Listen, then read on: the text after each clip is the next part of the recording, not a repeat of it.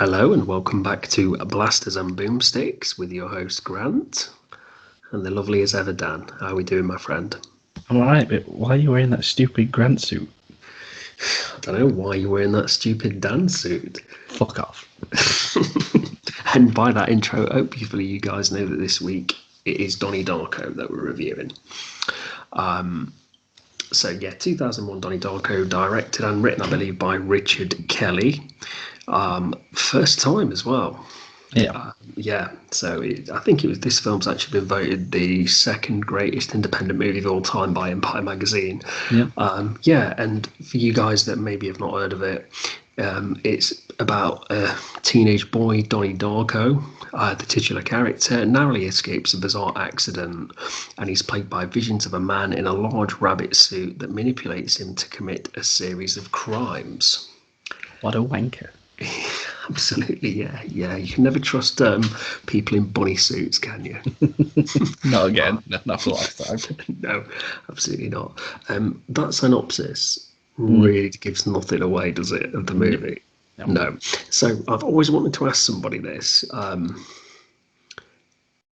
So released in 2001, what the hell is Donnie Darko about to you? What is happiness to you, David?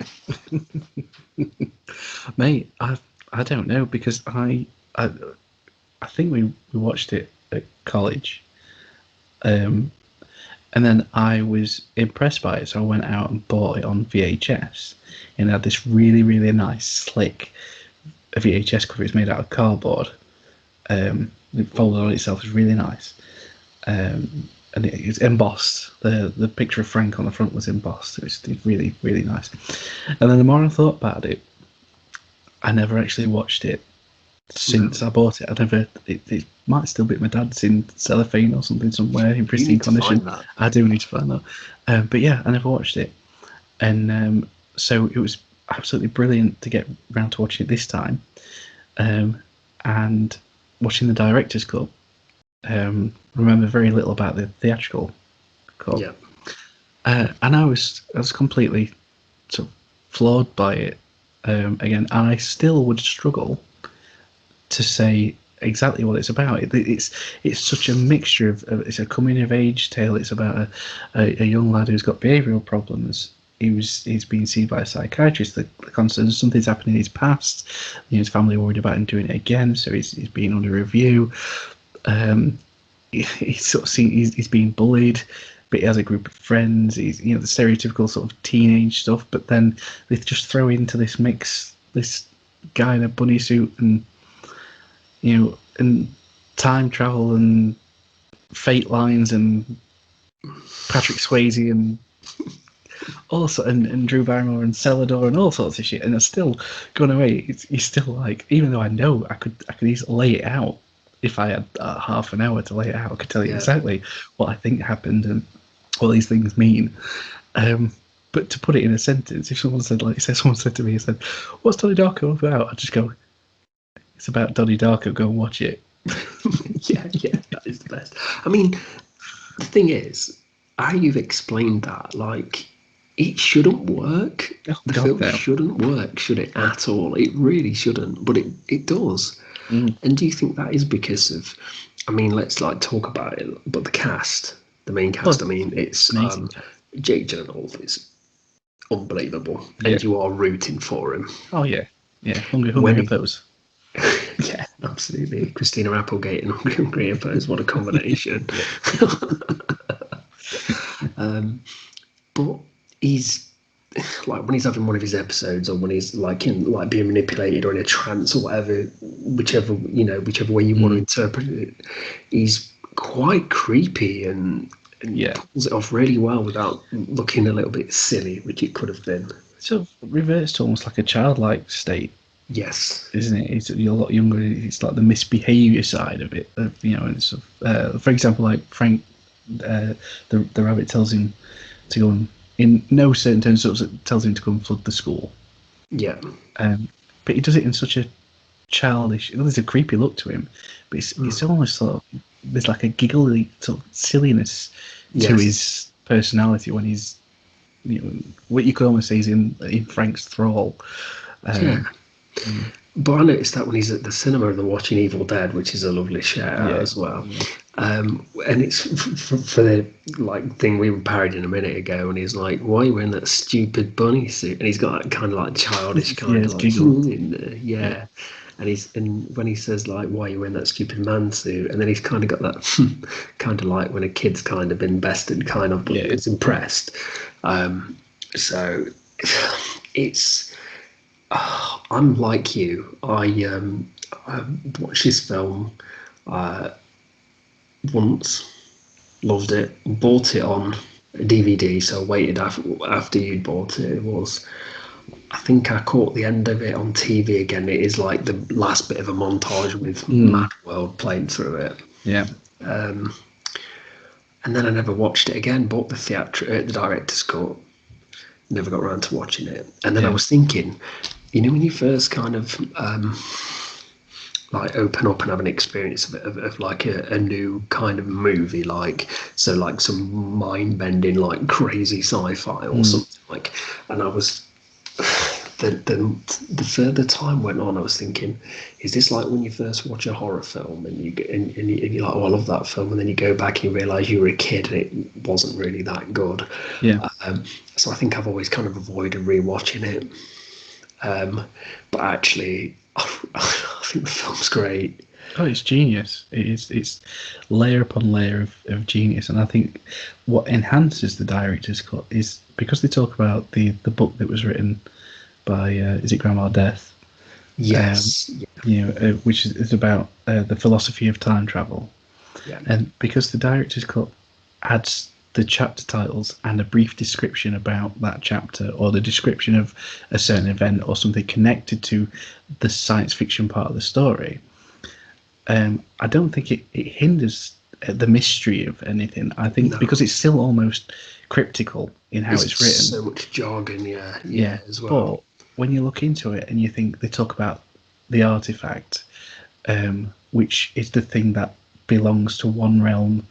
It might get a little bit heavy, but it belongs to one realm is in happening in another. We're talking sort of parallel universes and stuff like that. Yeah, and it's all based on the science is actually quite accurate from what I could gather. Research into it. Yeah. But once you figure out what the artifact is, once in your mind you're settled around it, so it's the jet engine. Yeah. Is the artifact that has to be returned to its original universe, otherwise in 28 days the universe collapses and blah blah. It's quite existential, big stuff. Well, from what because we're going into it and it's quite deep. Sorry to stop you there, but I think you're just pointing out that we've obviously got the timeline, the universe, the actual universe. It's our universe, and then we have like a tangent universe, which something's happened and it's split off, and we're now kind of following this. So sorry about It's just so it's because it's so epic. It's just such a small film, but manages to feel enormous. Yeah, and I think that's part of its genius. And it's so hard to talk about and not go into the bigger themes, because you could easily do this as an hour-long discussion, and not even touch on the actors and the director and the writing and everything. Yeah, no, I think you're right, and I think the director's cut is the cut to watch, because I think like when it talks about the manipulated dead, the living receiver and stuff, which you can then start to go, well, that's Donnie. The manipulated dead is Frank. Yeah. So you can start to go, it's not really explained why these things work. It's just explained that these things are happening, and it's good to leave some mystery. And I think the story is just too wacky to kind of explain everything. But don't you find yourself just accepting it anyway? Yeah, absolutely. You don't question it. You just sort of, okay, that's where we are. Well, one of the viewing the viewing this time I really appreciated about it was, but one of the chapters that we see in the book by Grandma Death, we see it says sometimes the living receiver can receive like extraordinary powers like telekinesis and stuff. Well, did you notice how Donnie got the axe through the solid bronze, super strength and stuff, and the quip about some kind of superhero, but the film never plays out to it, does it? It's kept inwardly. It's not. It doesn't go ridiculous in showing him in all. It's not like Chronicle, It doesn't sort of like have him all superpowered and shit, and glowing eyes and village of a damn type situation. It keeps itself incredibly grounded, and it's more about what you don't see as much as what you do see. Because there's subplots going off all over the place as well. But everything's fine. You get your Drew Barrymore, who's Donnie's teacher, who's fantastic. It helped produce, she financed the movie as well. Yeah, financed the movie, absolutely. And you've got her story, which, although it interweaves with Donnie's story, but she's got her own little thing going off. Yeah. But it doesn't really, it's not important to the story, but you find yourself caring about her because she's an interesting character. Same with, Noah Weil when he's talking about, when Donnie's asking him about quantum physics and time travel. Becomes a bit of a mentor, don't he? For a little while. Yeah. And it's just, obviously, I don't know, there's so much going on, like I say, but you accept it, and it works. It just, for a first-time writer-director, and they've gone out on a limb for Richard Kelly. He's just nailed it. Yeah, he has, and I think what to me is good about it is, like you said, you've got a coming-of-age tale. On the very basis, you can watch it and think he's got mental health problems, serious mental health problems. We obviously know there's more to it than that, so you can watch it and and take it for what it is. You don't even have to understand every little. I think if you got down into every little detail about how Frank had to die to then be manipulated dead to come back and manipulate the living receiver and to get everything back, your brain would fall out. Yeah. But that's essentially time travel stories. Your brain does fall out after a while, trying to figure it out. But it also goes into philosophy and meaning of life, and if there's a God, because he starts talking about God's path and stuff like that. So, and I think the bottom line is, like, you really do care for Donnie. He's an everyman, and he's not this holy Jesus Christ type self-sacrifice character. He comes of age to do it. It's not this kind of self-righteous prick the rest of them in the film are. That's it. Yeah, he's just so straight on narrow, isn't he? He's just, everything's happened to him, and he kind of almost takes it in stride. But people are accepting of that. Yeah. As well, even his family. There's an awesome bit where you've got I can't remember the actress's name, but she plays the weird gym teacher. She was recent. We saw her recently in Willy's Wonderland, didn't we? As the sheriff.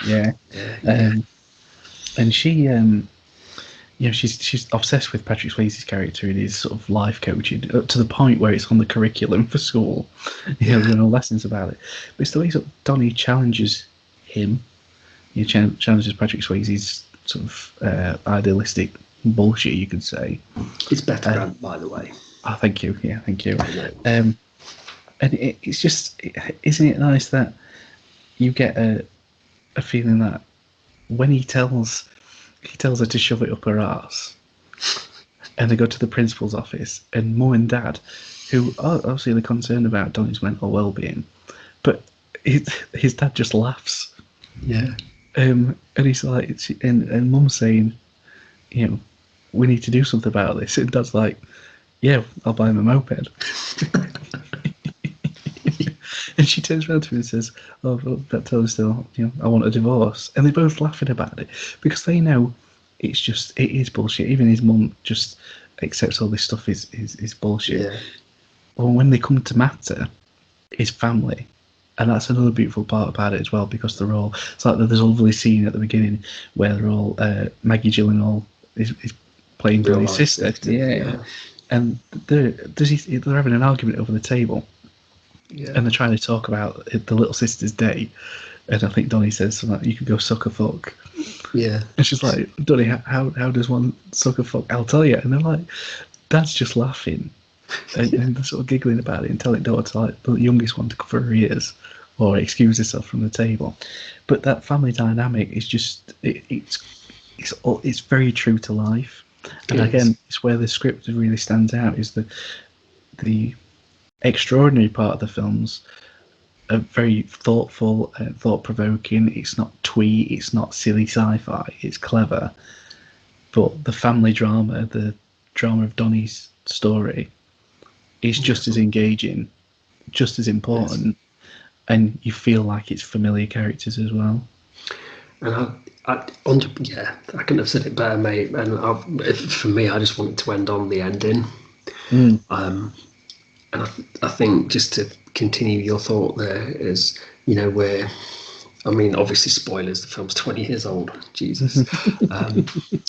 But obviously Donnie completes his mission and he's essentially killed by the falling jet engine through his bedroom. And then you get Gretchen, which is played by Jenna Malone, who she's cycling by the house and she stops by and she kind of gives the mum a wave, almost that they like it's something familiar about it.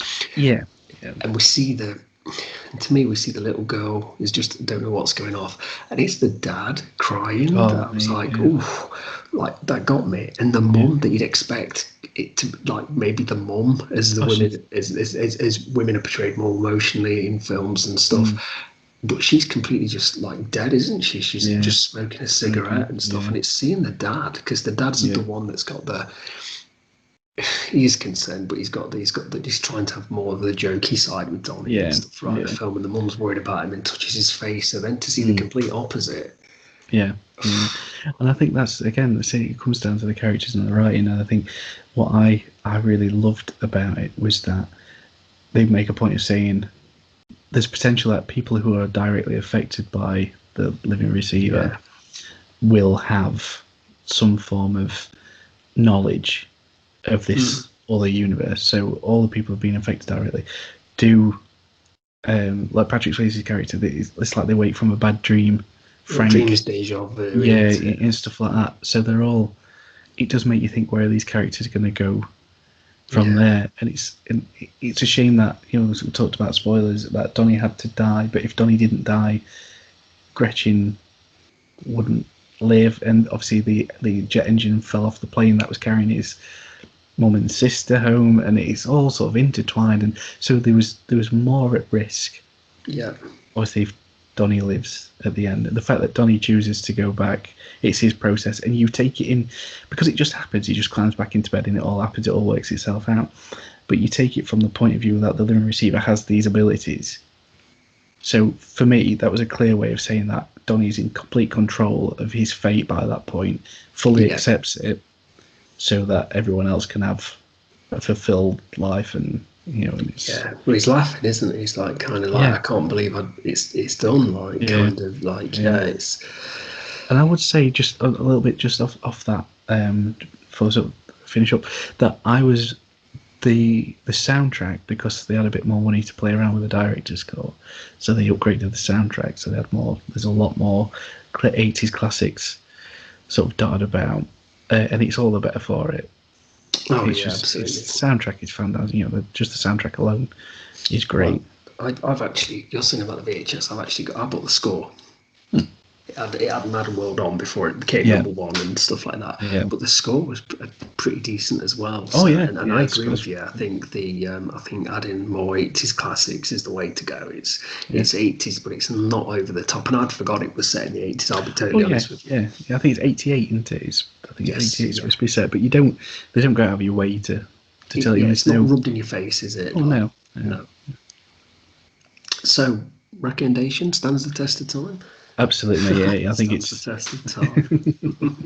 It's brilliant. I mean, I watched it with my partner, and she'd never seen it before. She'd never heard of it before. She loved it. She went away absolutely loving it, and I didn't think she would. No. And I thought I was going to have a bit of a fight on the hands, because I thought some people, I can imagine, it might drag if they're not into that sort of thing. But I would, if you've not seen it, again, I say this a lot, but if you've not seen it, go and watch it, discover it, because I don't think you'll be sorry. And those people who haven't seen it, or have seen it rather, have an excuse to watch it again. Yeah, I'd say the same. Especially the director's cut. Yeah, I'm just going to say that. Yeah, if you've seen it but you've not seen the director's cut, definitely go out and see that. It's worth it. Definitely worth your time. And if you guys that don't like it, that are out there, feel free to sit in your bedroom and fall under a jet engine. It's fine. But guys, thank you for listening or watching us, whichever way you do it. Give us a like, like, share, subscribe. It helps us out. We'd really appreciate it. And obviously, as always, feel free to leave comments, feedback, or anything you think we can do better, anything you think we can do worse, but we won't. We'll try and be better. And any suggestions or anything like that. Get rid of Grant. Say what? Who keeps letting like one fan in? It's your dad. Right, guys, thank you very much again. And Dan, I'll see you next time, my friend. Take care, mate. Take care. Bye-bye.